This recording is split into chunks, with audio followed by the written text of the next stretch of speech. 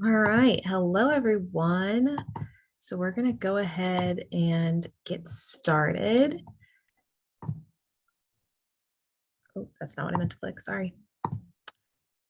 All right. So welcome to our first meeting of the quarter of 2022. Welcome back. So we're starting with giving back with nonprofit PR, and we're just going to start with a few announcements for today.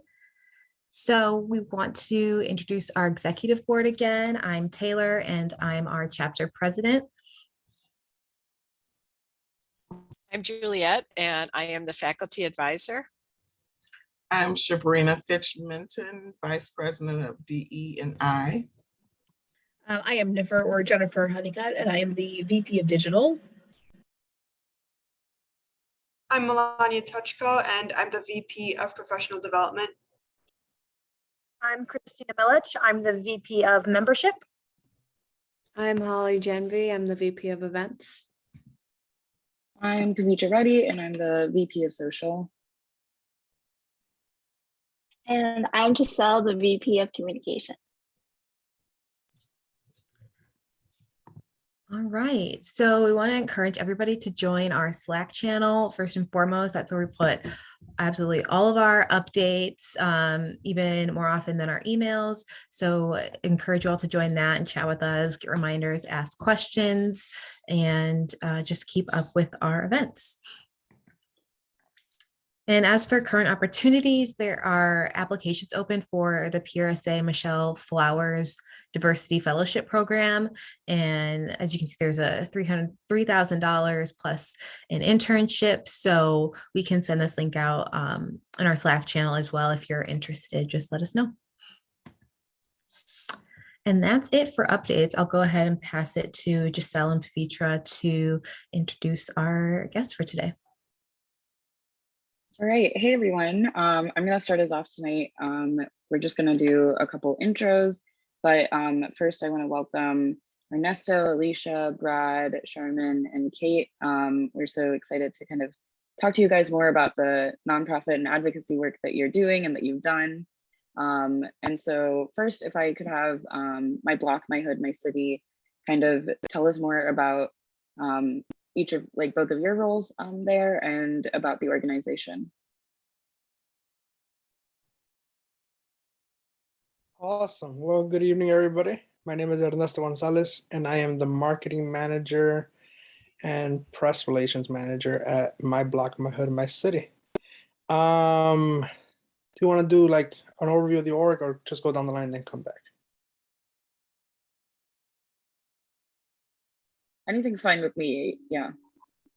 Yeah. So My Block, My Hood, My City, we kind of focus on two different areas of service. The first one is to help youth through explorations, which basically means we help them kind of step out of their comfort zone and take them on different experiences throughout the city, or sometimes even across the country or even around the world. So this includes learning about different cultures, religions, areas of employment, anything really that can just get them to broaden their opportunities and thought process is really what we aim to do. And then we do community events with all over the city of Chicago. That can mean anywhere between hosting a day of service at a certain community spot with another local organization, all the way to big citywide events like when we light up the South Side with holiday lights to bring hope to an area that really needs it. Yeah, I mean, that's the short version of what we do, and pass it on to my colleague. Hi everyone, I'm Alicia Alexander. I serve as the Director of Donor Relations. I've been with My Block just over a year now, and a lot of my role is really engaging our stakeholders, right? So we have our donor base, we have people who are just in Chicago, we have the national stakeholders, foundations, corporations, and my role is to really work with Ernesto on the marketing communication sides in doing that. And I will pass it back to Pavitra. Yeah, that sounds great. I can't wait to kind of go deeper into the events that you guys do around the city and all of that. Next, I'm gonna have Brad from Kivit. If you kind of wanna talk about your role there and what yeah, what you've been up to. Sure. Good evening, folks. Thank you so much for having me. My name is Brad Weeks. I'm a principal at a strategic communications public affairs firm called Kivit. We've been around for about 15 years. We have 120 people across 6 offices. And actually, we were founded in Chicago. We were an offshoot off of David Axelrod, who was President Obama's former chief political strategist. And I've been with the firm for about 3.5 years. I'm based in our New York office. So when I bring this conversation, my opinion is a private sector approach. So as a firm that represents several nonprofits, so some of my clients include environmental justice with the Nature Conservancy, ending gun violence with Everytown for gun safety. I do a ton of criminal justice work, so parole reform and bail reform, whether it's with Equal Justice Initiative or For.us. So I'm happy to kind of bring a broader issue advocacy conversation to this. But my day-to-day work entails talking and often battling with reporters, doing a lot of ghostwriting for op-eds and clients. And really, I think my work is hyper political. So a lot of the nonprofits I work with are actively trying to push forward legislation, reach decision makers. So I'm happy also bringing a strategic political lens to this conversation. And once again, thank you so much for having me here. It's a lot of it's gonna be a lot of fun. So thank you. Great. I'm also excited to hear about that. Next, if Sherman and Kate, if you guys want to talk about Creative Girls Rock. Yeah. All right. Good evening, everyone. I am Sherman Bates. I am the founder and executive director of Creative Girls Rock, which is a nonprofit organization based in Nashville, Tennessee. And our mission is to educate and empower young girls and women to utilize their creative talents in unique ways, how to sew, how to knit, how to apply makeup effectively. Classes, I mean, there's no limit on what classes that we offer, and they're all free. So we work with young girls beginning at the age around 6, so 6 and up. And we tailor all of our classes to the age group. So we have our youth class, which is 6 to 11, teen class, which are 12 to 17, our adult class, which is 18 and up. And as of this year, 2022, we are bringing on a senior component, working with some seniors with 55 and up. So partnering with an organization called 50 Forward here in Nashville, which is a senior program and like knitting and sewing and providing some art therapy that ties into mental health and wellness with all age groups, right?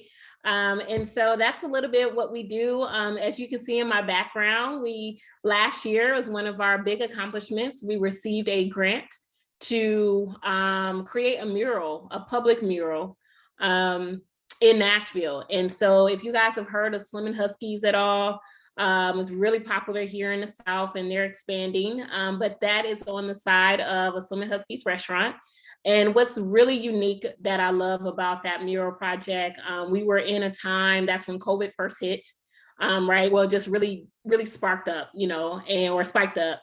And we were unable to have, as many people involved. We wanted the young girls to come out and kind of paint and some of the women to be a part of that project. Well, social distancing and practicing all those safety protocols, we did a virtual kind of participation where you can't see from this picture, but we provided a group of flowers that you can choose from, and you can select, why you chose that flower. So I'm gonna pick on Sabrina. She selected a couple flowers to be a part of it. And so all of those flowers are represented on that mural. And if you're close enough, you can see all the names. So if you submitted, for a rose or a tulip, your name is on that flower. And so we've had young girls and women to travel to Nashville to take a picture next to their name on that mural. And so that is some of the community things that we do with Creative Girls Rock, back to school bash, diaper drives. I mean, you name it. Definitely check us out, creativegirlsrock.org. Some of the upcoming virtual events that we're doing, you can tune in, it's right where you are.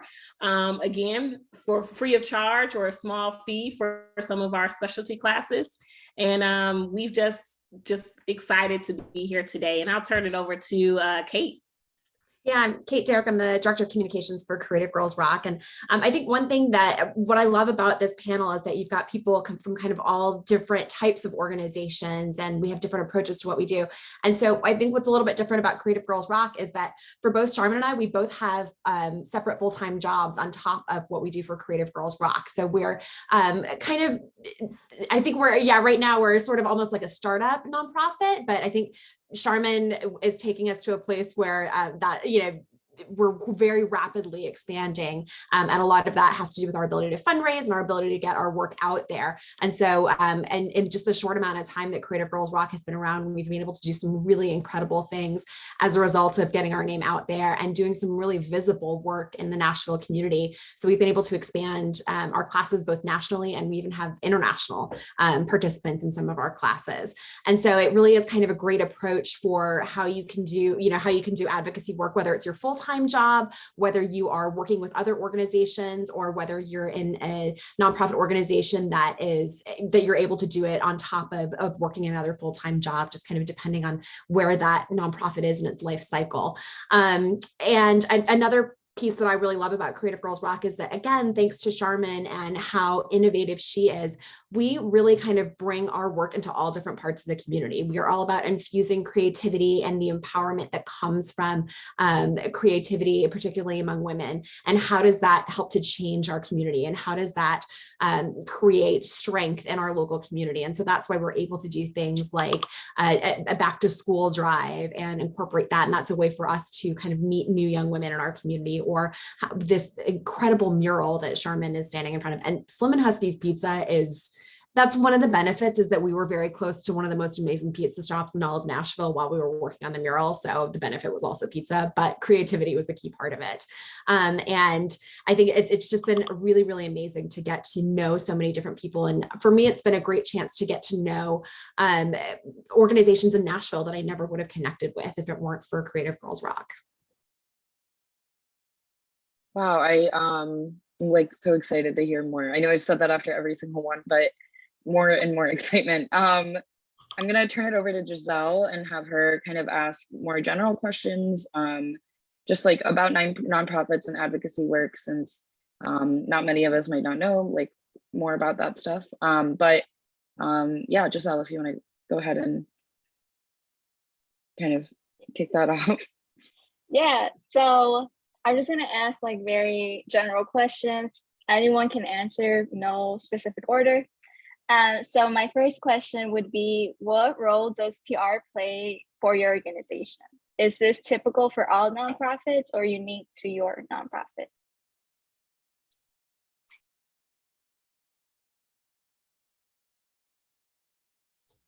I'm happy to jump. I'm the youngest child, so I feel like I'm always the first one to jump in on things.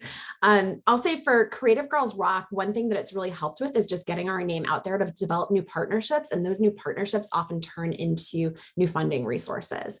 And so some of that comes from different people on our board having connections, saying, oh, I know somebody at this paper. I'm going to go ahead and see if they can help us promote this event that we've got coming up, or if they can highlight what we're doing here.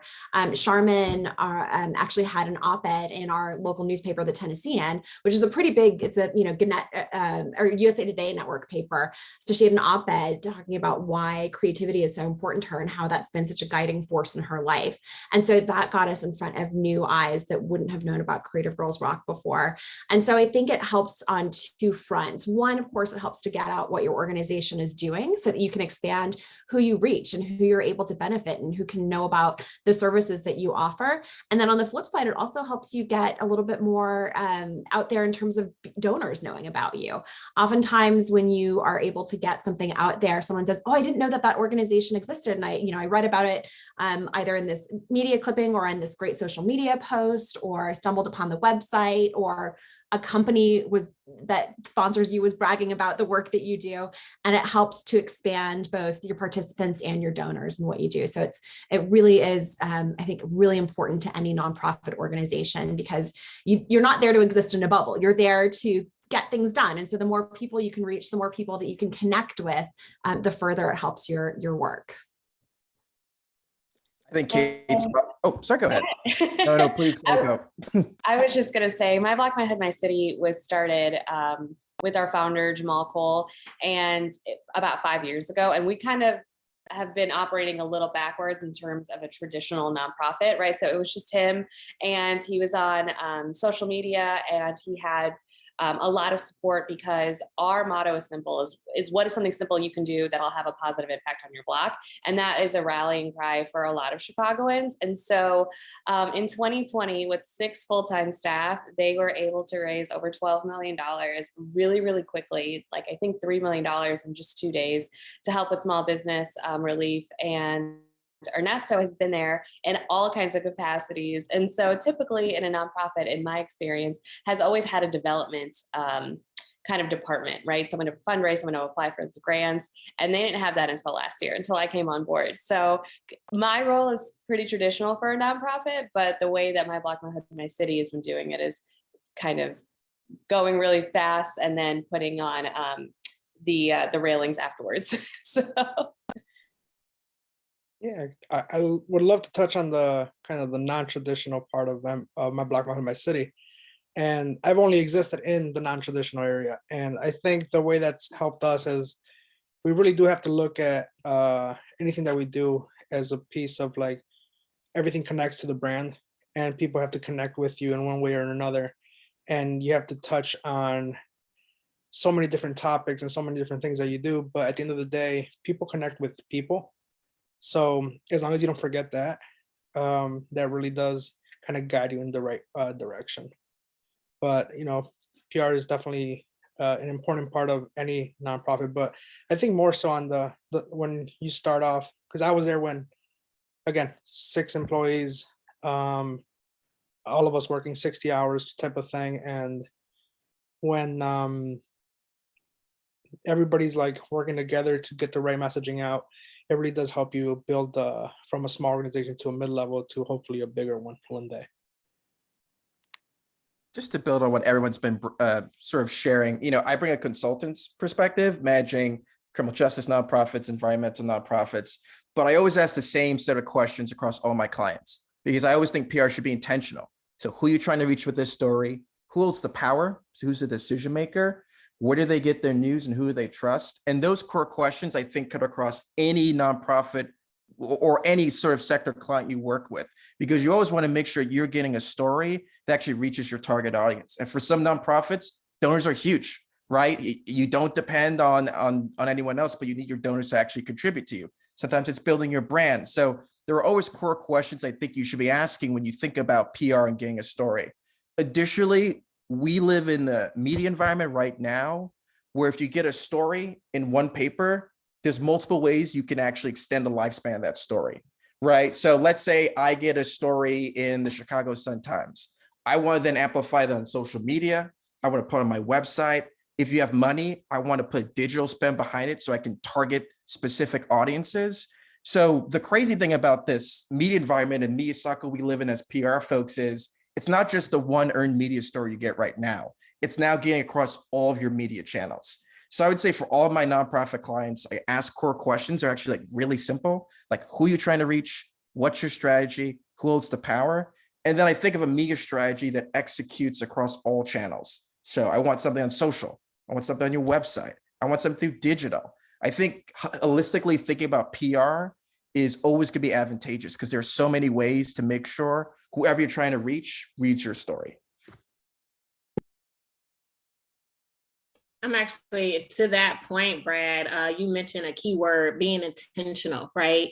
And so I always look at, I think about the 5 W's. You guys remember that in school? The who, what, when, where, like that plays a major role in my adult life right now. Like, who are we trying to attract? Why are we doing this? What is the purpose behind it? When are we doing? Is it a good time to do it? For instance, I mentioned the mobile mural project. That's something that is coming up that I'll talk a little bit about later. But we intentionally put it in March because it's Women's History Month, working with women to, to amplify that, to bring more awareness to that particular month, which in previous years have been, discussed, until the past couple of years when we were now seeing more women in office and in leadership, right? And so, just being more intentional about that and always covering those 5 W's. If I can give you any advice, that would be it, because then you'll know, okay, why I'm doing this, who am I trying to attract? Is this the right time to do this event or to drop this flyer or whatever the case may be? So that would be something else I would recommend too. Right. Thank you so much for your answers. Moving along, this is a question that I'm really interested, like, to hear the answers, which is, what are some challenges that you experience while working with like nonprofits? Funding. Drum roll. I mean, funding could be a challenge, because there are these different projects and different events that you would like to do. Obviously, nonprofit is solely government funding through grants or donations or sponsorships. So that has been, just trying to seek funding to support our programming, because again, we want to offer this free program, the CGR Masterclasses, to girls all around the country. And so with that, it costs some materials, glue sticks, all of that plays a major role. And so getting that information, going back to the previous question, exposure, letting people know what it is that you do, because then that will provide, a way for them to donate or to support whatever it is that the goal that you're trying to reach. And that funding definitely can play a role in that. So that has been, I wouldn't necessarily say a challenge, but I think that's just something that all nonprofits, that's something that, to consider, to be, I just hate to say challenging, but it's definitely something to overcome. In my line of work, a lot of the clients I work with are highly political, are doing very emotional issues, criminal justice reform, environmental justice, gun violence. And a lot of the clients I work with are trying to make legislative changes. So what I'm trying to do is communicate their ideas to the general public or their constituents, so to educate them so they can put pressure on their lawmakers or whatnot. And what often happens is clients sort of get lost in their jargon and aren't able to see the full picture. So a great example is with criminal justice reform. I work with so many lawyers, and God bless them, they're genius, but all they do is speak like lawyers, and they forget about the people that they're trying to serve. So you get lost in this legalese and jargon, but at the end of the day, our issues about helping poor Black and brown communities return back to their communities, right? So sometimes it's about getting, and that's the role of a consultant sometimes, is the extra set of eyes who can kind of cut through the noise and the legalese and kind of just see the people behind it, because a lot of nonprofit work is people work, as much as you can return back to that. So especially for our politically charged clients who are doing legislative pushes and issues down the New York Post every day, I often try and find ways to cut through the noise, because sometimes they're lost in their own jargon verbiage, that they're forgetting the real narrative, the real emotional thrust behind those stories. I think that's also the value of bringing someone outside that sector to really assess things, because often you can cut through that nonprofit language. Actually, that happens in a lot of different sectors, and really get to the root of that story.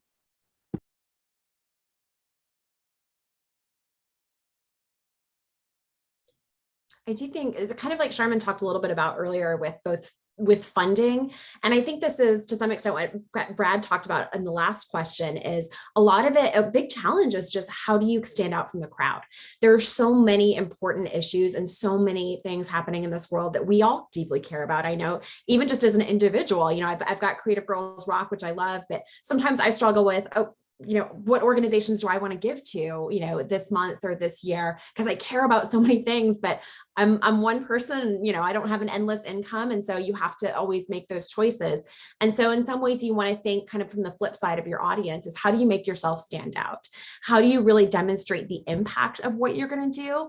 And so a lot of that is really thinking through this challenge of, kind of as Brad talked about, when you're thinking of those questions about your organization, one thing that's really important is what makes you unique and why will you succeed? So what is it about your organization that really stands out that nobody else is doing. Why is that so important? And why are you going to succeed in what you're doing? And that helps you stand out from the pack, both in terms of being able to promote what you're doing and get your name out there. And, there's a lot of really cool but unimportant stuff happening on social media. And so how do you make the important stuff stand out? And that goes the same with your donor and your fundraising as well, as how do you really make it stand out among a crowd? And it's a challenge. And I work in communications for my full-time job too. And I work for a big university, and it's the same challenge that we experience there, is how do you stand out among the crowd? And I think if you are really passionate about what you do, that's the first strongest number one tool that you can have, is really deeply caring about what you do and believing in it. And again, understanding what makes you unique and being able to explain why you're going to succeed. I have a quick follow-up, like, especially because you just brought up like the social media and how that kind of plays a role in funding and stuff, like, because funding plays such a strong role in how the organization and the nonprofit works. Have you guys noticed that like social media has helped in terms of fundraising and creating that word of mouth, or do you think like physically being on the ground is still more impactful, especially kind of talking with the past like 2 years when we haven't been able to like fully be out there? Do you think that like social media kind of filled that void, or was that still something that was a struggle? I think it's both. I don't think you can just take a one track approach. I think you kind of have to be able to be out there as much as you can. In some ways, it's sort of, it's really an ecosystem of how you're getting yourself out there and how you're promoting yourself. You can't just go one direction. You kind of have to be able to do it all. I think that a lot of those virtual things have become a lot more important in the last 2 years, and having to be creative with that. Sherman and I were talking earlier about with Creative Girls Rock, we used to get these amazing photos at our in-person classes. We get these great classes of, I taught a knitting class, and we had these great classes where we build these ornaments and wreaths, and you get wonderful photos of people, just being a community together and being able to do that. Then we went all virtual, and nobody wants to look over and over again at a bunch of screenshots of a Zoom meeting. I feel like we're all so sick of looking at these Zoom meetings that, and after a while, that just doesn't become interesting. So we had to think through, so how do we change that? And we worked with getting the girls and the kids and the adults too, who were taking our classes, so having them send us pictures, having them post on social media. That also makes a huge difference, is when you have other people advocating for you on social media, and that kind of helps to really push out there and in some ways add to kind of the legitimacy of what you're doing, is when other people are willing to share what you're doing. So it is really important, I think, to be on the ground and to be making those connections, but that's changed a lot in the last few years. So you really have to kind of approach it from all different directions. If you only go in one direction, I think you're going to have trouble getting where you're going. Just to quickly add that, because I think Kate's spot on. Essentially, what we're all doing here is running campaigns, right? And you can think of a presidential campaign as an example. They send you leaflets and flyers. You see ads on TV. You see ads on social media. You see stories in your paper. You have to bring a same campaign-like mentality to PR work, where you don't want just your target to be seeing your social media ad. You want them to pick up a flyer that you made. You want them to read the story that you did in the Tennessee, and you truly want a surround sound media approach. So that's what I would encourage everyone to think about when you think about, is there one channel? It's like, actually, no, it's all the channels. And our job as PR folks is to make sure our message is going across all those channels. So as a result, we're running a campaign, right? It's that same kind of aggression and that same kind of intentionality that needs to be brought from a presidential campaign. So we have to bring to PR. And I really think that is how you operate in this media climate with digital and social media. You run it like a campaign.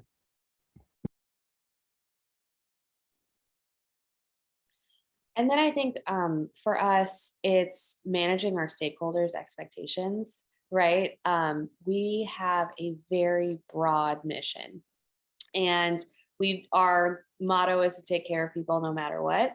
And so that means a lot of things for a lot of people. And so really drilling in a message that makes sense to each of our stakeholders on exactly what we do and how we are achieving those goals is something that, we always try to be better at. And Ernesto could probably tell you more, especially on that PR side. Yeah, no, I think when you communicate effectively, people definitely know what you're doing, what you can do, what you can't do. And you have to be able to use every tool at your disposal to effectively communicate. Social media is probably the best thing that can happen in the nonprofit world because it's free. You control the messaging, you control what you want to put out there. You can control everything. you know. Whereas when media picks up things, they can get things wrong, as simple as maybe the wrong date for your event. Something like that can be a huge thing for the overall success for an event, right? But yeah, the more you engage with people that follow you and subscribe to your newsletter and stuff like that, the better you can not only manage expectations but meet them too. So I think the more you invest in that area, the better things will go. But it's definitely a long-term plan, not just something that you'll get an ROI within the next quarter or two. It's going to take, it took M3 3 years for us to build the audience that we have now, and then another 2 to really sustain it. So it's not something that we can expect, quick results. And as a caveat to that, it's the types of nonprofits that are out there are so wide and varied, where I have been a nonprofit for almost 10 years, right? And not all of my stakeholders are on social media, or they read paper magazines, or not paper magazines, but like the paper and, not digital anything. Like I had a very old demographic for a lot of my nonprofits. And so investing in a social media campaign just was kind of a waste of time, because it's nice. And because I was younger, I really wanted that to happen. But if no one's reading what you're putting out there, you really have to know who your audience is, as Brad has said several times, and understand where your audience lies, especially in terms of age and how they consume their news or how they prefer it. I mean, I've had, this is just a funny example, I always think about it. I had a donor rip up a solicitation we've sent in the mail, send it back and said, please take me off your mailing list. Right. So, but it's just one of those things where I'm like, okay, well, he had a very strong opinion about what that felt like, but just really know who, how your audience is, take their information.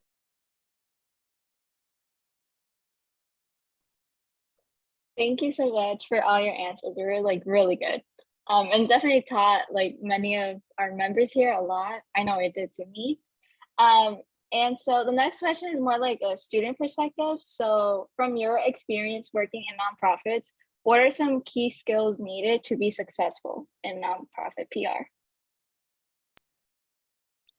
You got to be really adaptive, just really agile to be able to flex from one situation to another, because especially if you're going in a small nonprofit and you're doing the work itself, and then you're also pivoting to doing social media, things like that, you really have to be flexible.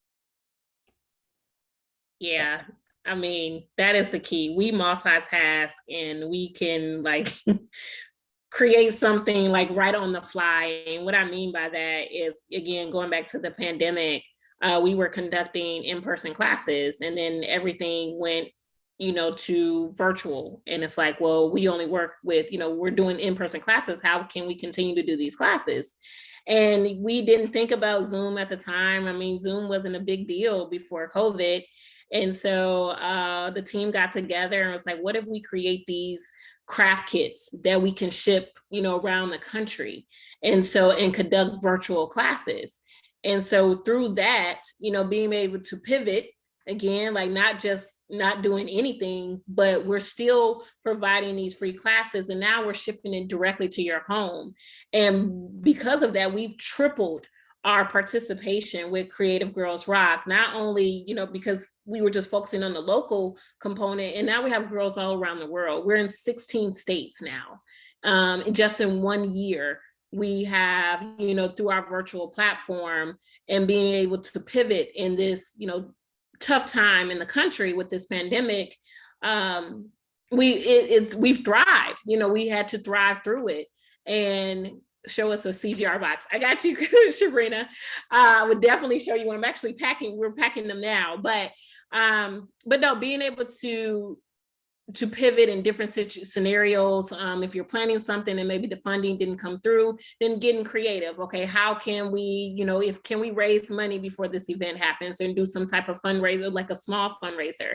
Also, relationships are your greatest resource. I can't stress that enough. And so building relationships within the community, your colleagues, a lot of our grant funding, I'll be honest, was through relationships that people I've met on my way on my journey of creating Creative Girls Rock. And then the social media component that someone addressed it earlier. A lot of people found us on Instagram or LinkedIn. It was like, I love what you're doing. How can I support? And we received a lot of that with our donors and our sponsors. So I would say, like I said, the exposure and being able to adapt, those are two big things in your relationships.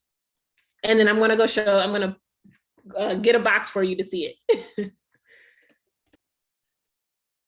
Yeah, I don't know if this is a skill, but you definitely need to love what you're doing and be in it for whatever reason that is internally for you, because there's going to be sleepless nights, very tough days, with the people that you serve, and you just need that drive to kind of get you through it. Because if you're not in it for the long haul, then you're in the wrong part of town. So definitely figure that what that is for you and have that be your drive, because it's draining work, but it's very rewarding work, and it's very work that is needed.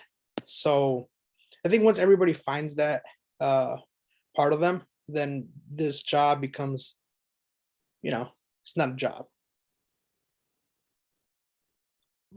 And I would say, I think that's a really important part of it, is kind of understanding what your drive is. And that's not a skill you can, I was like, I work at a university, and don't tell your professors I said this. That's not always a skill you can learn in school of how do you find out what it is that you really care about and what motivates you.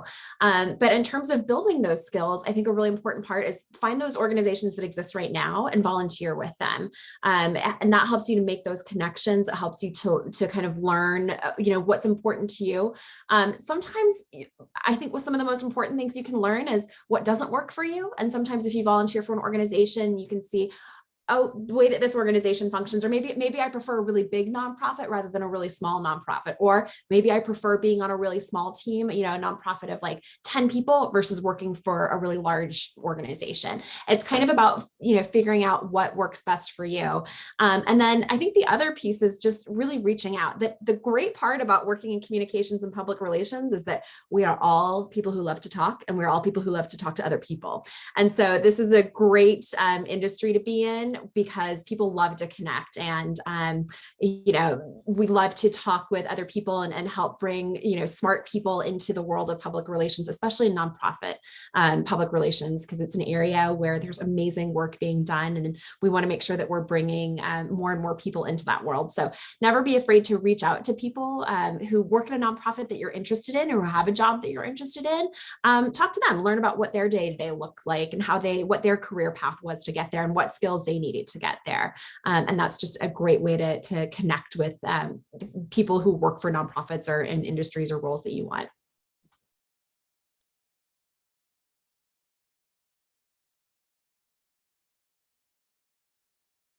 Right. Sorry for the awkward Zoom silence for a second. I have some specific questions because Giselle and I did kind of stalk all of you and your organizations, and we kind of wanted to hear a little bit more about some things that you've worked on specifically. I'm going to start with Brad, just because that's the way I have my list. I guess I kind of saw that you've worked for a bunch of other nonprofits and been involved with a bunch of nonprofits before. Do you like the experience that you've had at Kivit, where you're working with multiple organizations, or do you kind of miss being all into one organization / how has that been different for you? I have a painfully short attention span. So I enjoy the fact that I work with I literally start off my morning with tree policy and tree equity, then parole reform, then how do you end gun violence in Chicago? I really appreciate the brevity and the madness of it all. And I find it to be really exhilarating. Also, it allows you to be incredibly creative with your ideas. And like, you'd be shocked of like, I care about poor people. Like, that's my thing. Like, how are poor communities of color operating? And to draw a through line between access to green spaces, gun violence, and our criminal justice system, it helps create these like really large, and I think impactful narratives that for me have been incredibly helpful. And, beyond nonprofits at Kivit, I do government work, I do for-profit work. So I'm able to really bring a multi-sector approach to my nonprofit work that I'm really grateful for. And the last thing I also say as well is my work is incredibly political. And really my job is about how do I tell the human interest stories? And that's the work I enjoy the most is, one story I'm really proud of is, in New York State, we're advocating to end cash bail, which is like one of the most egregious examples of an unjust criminal justice system. And I got to work with like Rolling Stone magazine and New York One to tell stories about Black and brown folks who have fallen victim to this, predatory system. So that was an incredible opportunity where, my job is to tell the people behind these issues. And that's where the real fun and excitement of the work comes from. Yeah, wow. And then I know you've established like a base in New York and you've kind of been there for a little bit, but is there another location that you ever see yourself kind of moving into? And or are you like stuck New in New Yorkers are York? very stubborn. I ain't going nowhere. I got no plans to go anywhere. And luckily, like I said, we have 6 offices, so I do work on national issues. So I've done work in like Mississippi and Alabama with like Equal Justice Initiative and other stuff of that nature. So my work really does bring me, and I do a lot of work with the film and TV industry, which is a whole nother thing that I'm happy to get into. It's been really exciting to kind of do not just New York strategic communications, but nationwide. I'm really exposed to a lot of the most sort of pressing and fun issues in our political climate. Yeah, thank you so much. I'm gonna jump over to Alicia and Ernesto. You guys had talked about some of the programs like the tree lighting and stuff that you guys had done around the city. Is there a specific program that you both have enjoyed like working on during your time at My Block, My City, My Hood? Or I guess like what sort of things do you, I guess let's, yeah, you can answer that question first before I get into the other one.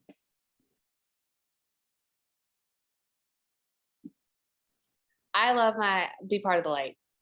It's really fun and it's the holidays and it's just there's a lot of joy around it.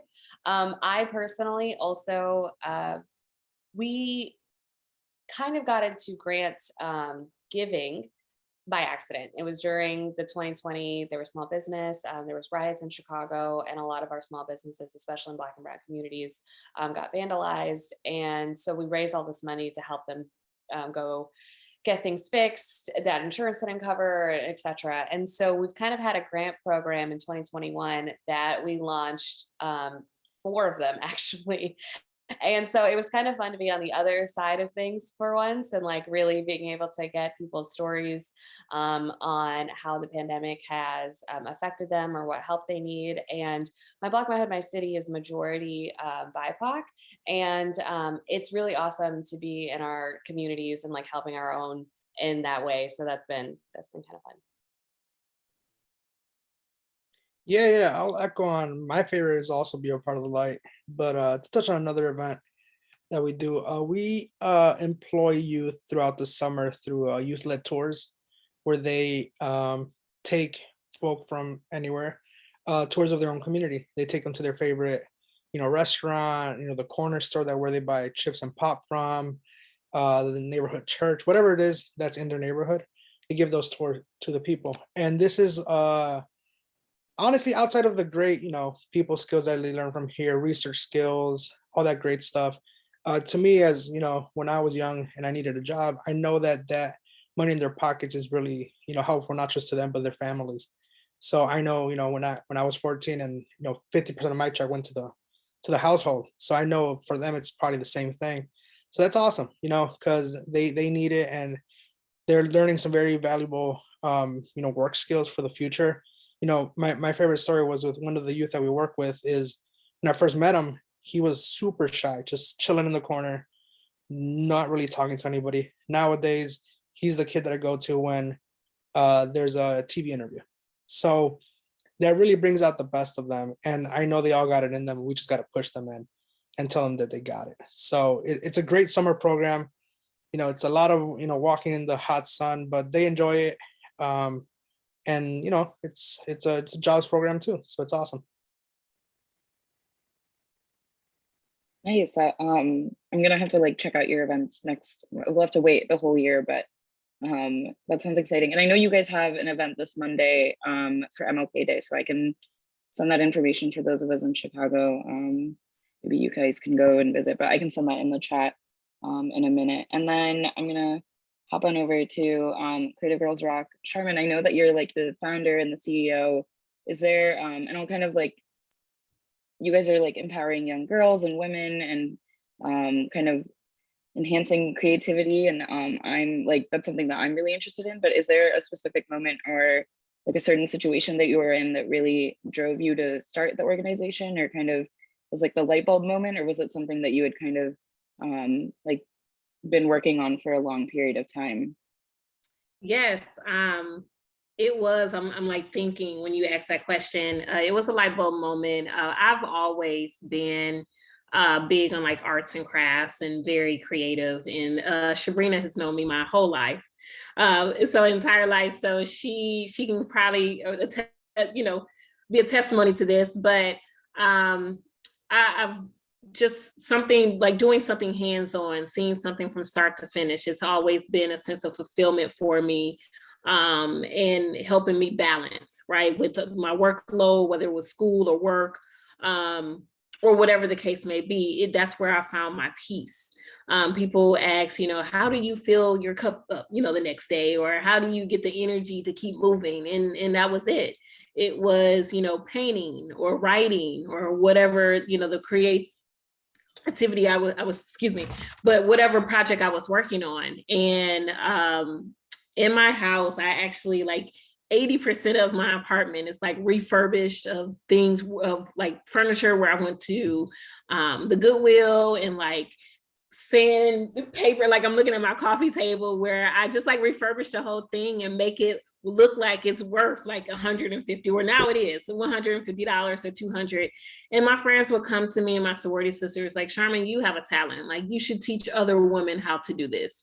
And I was just doing it to help me, to be honest with you. Like I said, to work with, to help with my balance, my work-life balance. And so I said, I'll try it out. So in 2017, one of my favorite classes, which is the crayon canvas class.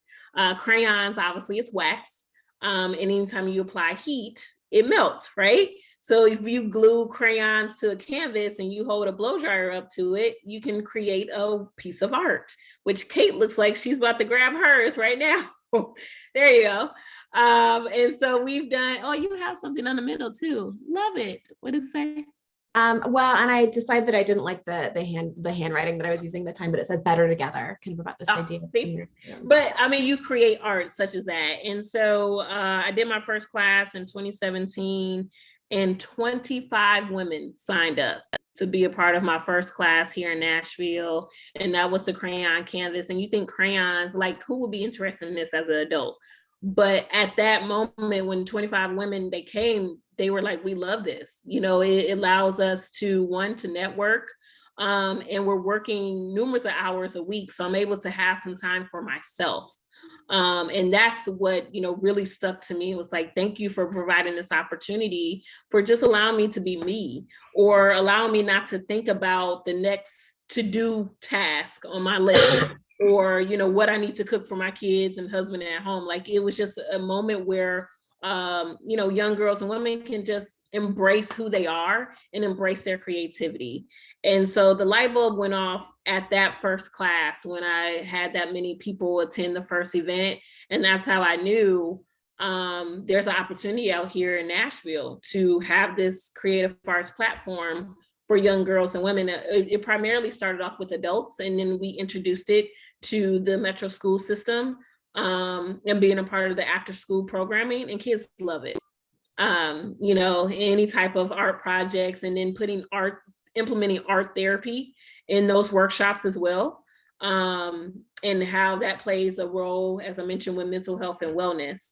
And so it's just been growing ever since then. So yeah, we're still babies, like I said, 2017. So we're only 4 years in the game, but just looking back where it started with the idea, literally. And now where it is, we have a mural on one of the, one of the top restaurants in Nashville, or we're, kicking off another mobile mural project, or, all these upcoming events we have on our website, which I'll drop in the chat. But that was the light bulb for me. And then I'm going to kind of show you guys this box. I don't know if you can see with my background, probably not.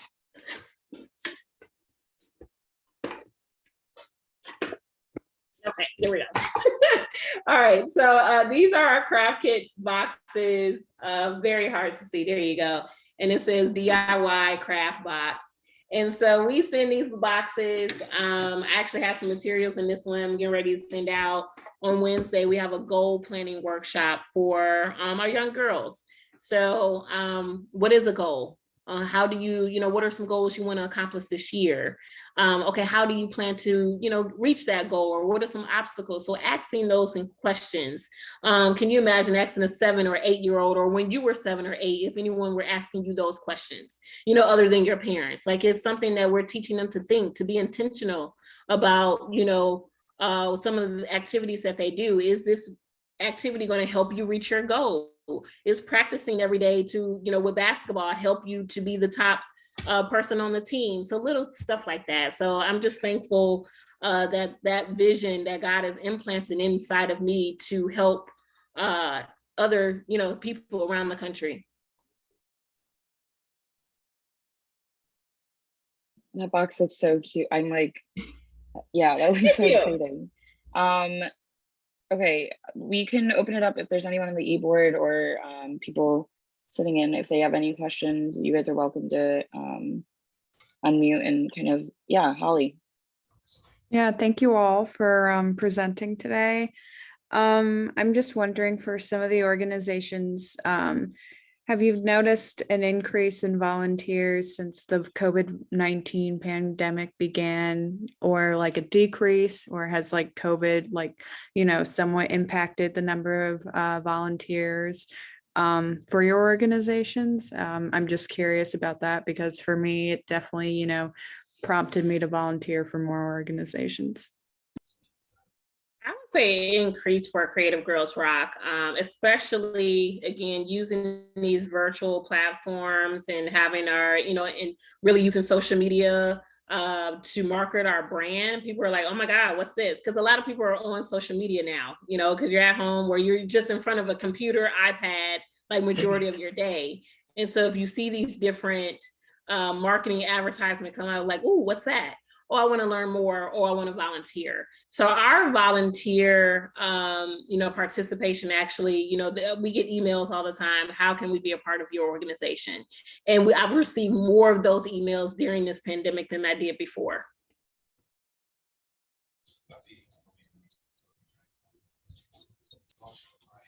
Cool. Are there anyone else? Any other questions from the e-board, or?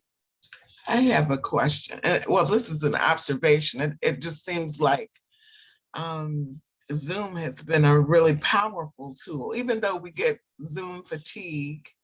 But Zoom seems like it's been when you can leverage Zoom, you can go into, homes more effectively, in times like this.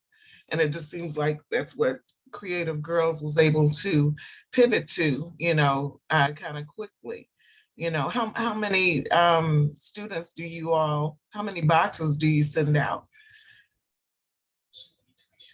Our classes average, there are about 25 participants per class. We like to keep it intimate so that we can, kind of like this, where we can address any questions that kids have, or any participants have, and they still feel like, they've been heard, or I received some help during the workshops.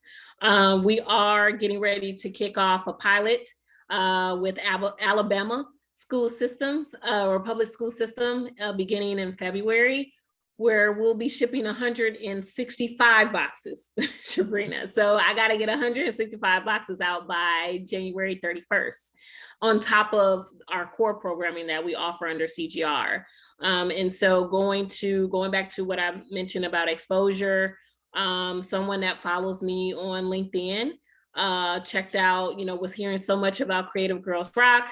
And they're in a big leadership role, and they were able to provide a grant for us to provide after school programming for the Greene County school system in Alabama. And we'll be conducting virtual classes. So we're shipping the boxes. So 165 boxes for grades 6 through 8. So it's not just one grade. So we'll be doing all 3 grade levels from February through May. So that's going to be a really big deal. So how many boxes? I mean, it started with 25 and now we're averaging getting out 200 boxes a month. Cool. Brad and Ernesto, have you guys been able to leverage Zoom to be able to reach more people, or have you guys been able to do the same? Yeah, and this also connects to, so Julia put a question in the chat of, a lot of my work is doing press conferences, right? And it's great to have a Zoom press conference where people could just sign in from their phone or take some time out of their day versus actually coming to a Capitol or doing something. So actually the virtual arena has allowed for a lot more accessibility for differently able-bodied folks as well to show up to these kind of spaces and really rally together. So for us, it's actually been a great benefit, right? Because for instance, if I'm doing a rally about parole reform and people have to go to the state capitol, that's them giving up their entire day. And we're working with a lot of people who don't have time or the monetary resources to miss a day of work. But what happens if I ask you to take a lunch break and we'll hold an event from 12 to 1 and we can record it then, and then I can edit that recording and put it on social media, or I can send it to a reporter even who can't attend the event, and they have something documented and tangible versus, oh, I missed a press conference. So once again, is required us to be innovative and thoughtful and intentional, right? Of like, who is now allowed into this space? How can we capture that moment, right? It's the same thing with recording this panel. Some people can't attend it, but now we could send this panel out to other folks or edit on social. So it's definitely allowed us to be a lot more nimble and reach a lot more folks, for sure. Absolutely. I think it's powerful. How about you, Ernesto? Yeah, I mean, I think Brad said it earlier. It's just, you got to be able to use all the resources available and to reach the audience. And I think us as the sender of the information, you have to be mindful that there's a good portion of your followers and your audience that needs a different way to access information. And I think Zoom, Instagram Live, social media, newsletter, even printed media, all of these are tools at your disposal that you as the person investing in this has to realize, okay, where can I properly use the money and the time and the resources for this dissemination of information. So I think Zoom has been a great tool, and I don't think it'll go away.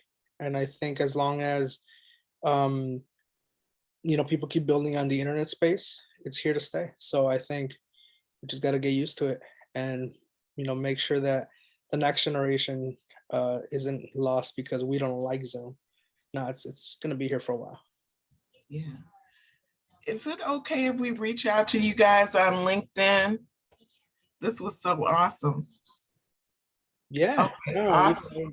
LinkedIn, Twitter, Instagram, send us a postcard, whatever you want. We're here. We take care of people no matter what. Awesome. That is great. It will be put on our on our website. And it will be up there for a while, so all of our members will get a chance to look at it and see who you guys are. So. And I just want to take a quick chance to say thank you for bringing us here together. I think it's been really great to kind of hear what some of your questions are and to hear from people who are interested in going to nonprofit work and PR work, of kind of what your concerns are and what you're interested in.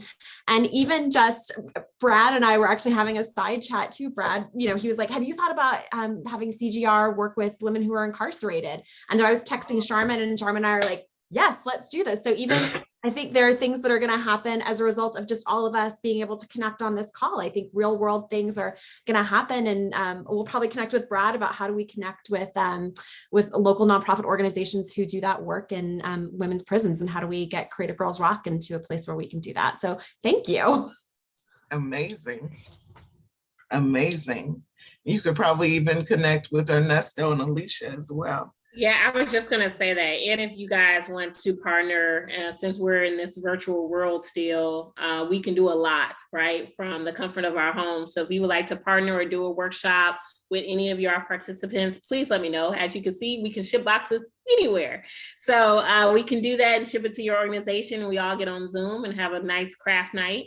And again, that's anyone on this call. So please reach out to us. I'm excited. About this opportunity, about growth, and, empowering each other to continue to move forward. Because as you mentioned, nonprofit is one of a kind, right? And so we have to keep each other encouraged and motivated to keep moving, to remind us that we've been called to do this and we have everything instilled inside of us to do it, right? So I'm here if you need me as a resource. Awesome. All right. Thank you so much to our panel and everyone that came here for the meeting. It was really, really amazing. I believe, as we all said, all of the meeting information and also any LinkedIn's or emails are going to be in our newsletter for anyone that's here. The link is in the chat, but I'll send it out again if you want to join our newsletter. And thank you so much for coming. Thank you. Bye, everyone. Thank you, everybody. Bye. Thank you so much. Thank you.